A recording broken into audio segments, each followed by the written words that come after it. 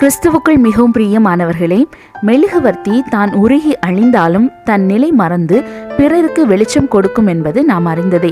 John K Faulkner இப்படியாக கூறுகிறார்: நான் எரிப்பதற்கு வாழ்க்கை என்னும் ஒரே ஒரு மெழுகுவர்த்தி மட்டுமே என்னிடம் உள்ளது. அதை வெளிச்சம் நிறைந்த பகுதியில் எரிப்பதை காட்டிலும் இருள் நிறைந்த பகுதியில் எரிப்பதையே விரும்புகிறேன் என்று.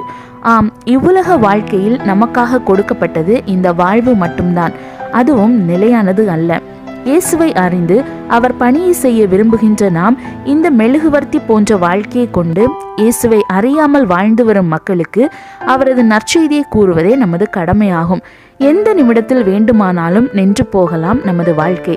ஆனாலும் கிடைத்த இந்த நிமிடத்தில் அதனை பிரயோஜனப்படுத்திக் கொள்வதுதான் சிறப்பும். இயேசுவுக்காக மெழுகாக உருகி பிறர்க்கு பயன்படும் பாத்திரமாக பிறரை பரலோகத்திற்கு கொண்டு சேர்ப்பவர்களாக மாற முயற்சி செய்வோம். ஆமேன்.